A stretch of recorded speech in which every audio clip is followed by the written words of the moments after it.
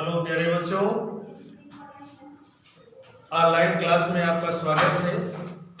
कक्षा 8 वाले हमारे साथ जुड़ जाएं और आप लोग का साइंस पार्ट 1 कल मैं आप लोग को पढ़ाया था धातुएं तथा अधातुएं, जिसमें से कि कुछ पेज बाकी था। आज मैं पुनः ऑनलाइन क्लास में आपको पेज पूरा करना चाहता हूं। तो नेक्स्ट पेज आज स्टार्ट करते हैं। धातुओं तथा अधातुओं के रासायनिक गुण।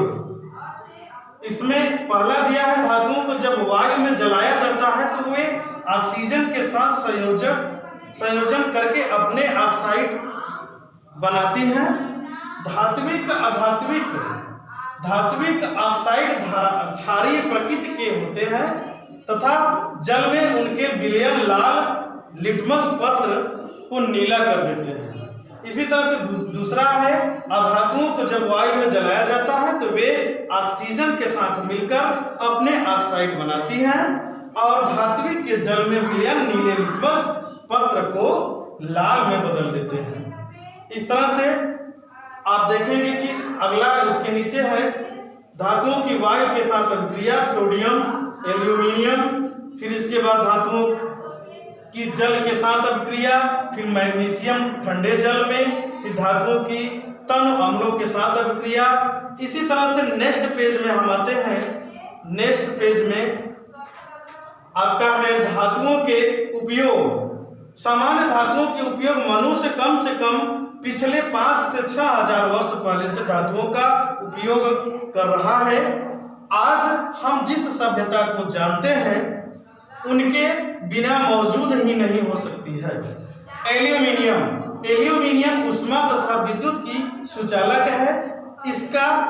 इसलिए इसका उपयोग सांस, पेन, कड़ाही और केतली तथा अन्य रसोई के बर्तनों के लिए किया जाता है। अब अगला है लोहा। लोहा इस्पात का एक मुख्य घटक है। इसे सीमेंट के साथ मिलाकर प्रबलित कंक्रीट के रूप में भवनों के निर्माण, बर्तन, समुद्री जहाज तथा रेलवे लाइन आदि बनाने में उपयोग किया जाता है। अब आते हैं तांबा। देखिए यहाँ पे दिया है नेक्स्ट पेज में। तांबे का रंग आकर्षक लाल रंग नारंगी होता है। इसे पीट कर आसानी से पतली चादरें तथा जटिल संरचनाएं बनाई जा सकती हैं। अगला है जस्ता। इसका उपयोग अयस्क में धातु को निष्कर्षित करने के लिए तथा मिश्र धातुएं बनाने के लिए भी किया जाता है। अगला है शीशे का सबसे अधिक उपयोग मिश्र धातुओं में किया जाता है। धातुओं को जोड़ने वाले कांटों में मजबूती लाने के लिए शीशे को टीन तथा एंटीमनी के साथ मिलाकर टांका लगाया जाता है। अगला है मैग्नीशियम। प्यारे बच्चों, मैग्नीशियम के विषय में जानिए। हल्के होने के कारण मैग्नीशियम की मिश्र धातुओं का उपयोग वायुयानों के पुर्जे बनाने के लिए किया जाता है। पारा क्या है जानिए। पारा एकमात्र ऐसी धातु है जो सामान्य तापमान पर तरल होती है। इसका चांदी जैसा रंग तथा इसके बहने के तरीके के कारण इसे क्विक सिल्वर नाम दिया गया है। नेक्स्ट पेज खोलते हैं। नेक्स्ट पेज पर उत्कृष्ट धातुएं देखिए। सोना तथा चांदी को उत्कृष्ट धातुएं माना जाता है। सोना एक कीमती धातु है जिसकी चमक न तो कभी धूमिल पड़ती है और न ही यह संचारित होती है। इसे आसानी से आकार दिया जा सकता है। इन गुणों ने पिछले कई हजार वर्षों से सोने को सबसे पसंदीदा धातु माना गया है, रखा है। सोने की भांति ही चांदी को भी आसानी से आकार दिया जा सकता है। अगला है सोने के उपयोग। जैसे सोने का उपयोग जैसे प्राचीन काल से ही सोने का उपयोग आभूषण बनाने के लिए किया जाता है। सोने को 0.0001 0.001 यानी 0.40 और 1 मिलीमीटर मोटे सोने के पत्रक के रूप में तैयार किया जा सकता है। अब जानिए सोने की शुद्धता का प्रदर्शन। सोने को कैसे आप सोने की शुद्धता कैसे पहचानेंगे, इसके विषय में जानिए। सोना चूंकि एक अक्रिय धातु है, इसलिए इसकी चमक समाप्त नहीं होती और यह आभूषण बनाने में प्रयोग किया जाता है। शुद्ध सोना नरम होता है, ध्यान दीजिएगा, शुद्ध सोना नरम होता है, कड़ा नहीं होता है। इसे थोड़ा कठोर बनाने के लिए इसमें कॉपर, सिल्वर तथा पीतल जैसी धातुएं आवश्यक अनुपात में मिलाई जाती है। इसको थोड़ा सा कड़ा बनाने के लिए इसमें कॉपर, सिल्वर और पीतल धातु मिलाकर इसको कड़ा बनाया जाता है और इसको अपने मन पसंद आकार में परिवर्तन कर दिया जाता है। सोने की शुद्धता को कैरेट इकाई में मापा जाता है। 24 कैरेट सोने को 100% शुद्ध सोना माना जाता है। 22 कैरेट सोने में 92% शुद्ध सोना तथा 8% अशुद्धियां होती हैं। 18 कैरेट सोने में 75% शुद्ध सोना तथा 25 अशुद्धियां मिश्रित होती है। अब आते हैं चांदी की उपयोग। चांदी ऊष्मा तथा विद्युत की सुचालक होती है, लेकिन व्यापक स्तर पर उपयोग किए जाने के लिए यह काफी महंगी होती है।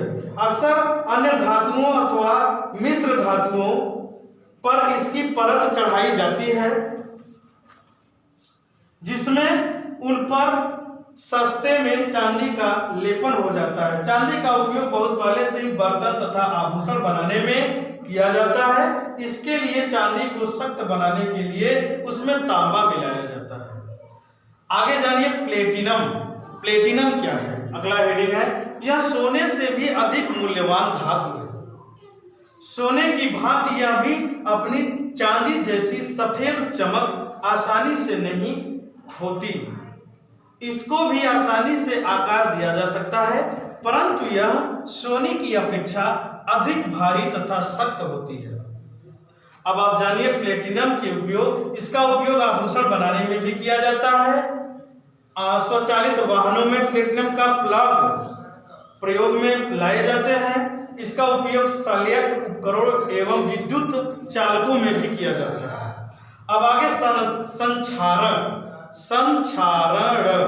ये हेडिंग है। सामान्य वायुमंडलीय परिस्थितियों में धातुओं का ऑक्सीकरण हो जाना संक्षारण कहलाता है।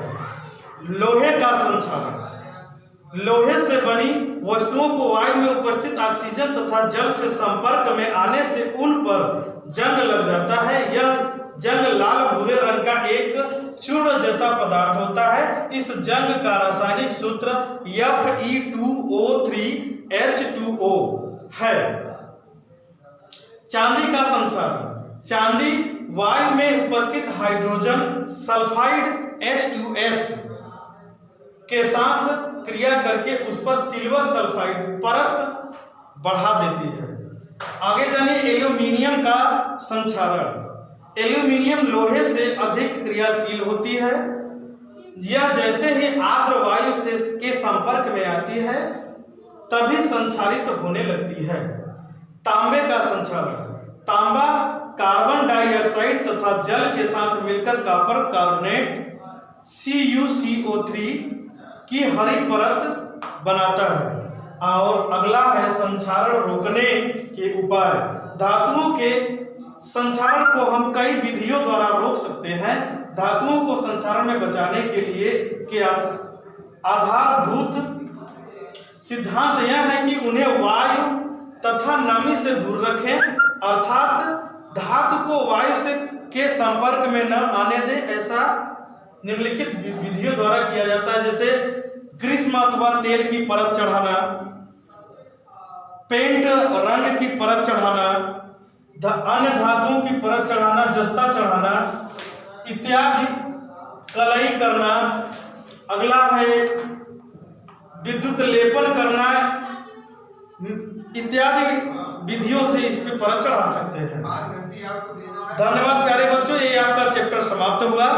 अगले कल नेक्स्ट डे मैं आपको इसका अभ्यास कार्य कराएंगे। धन्यवाद।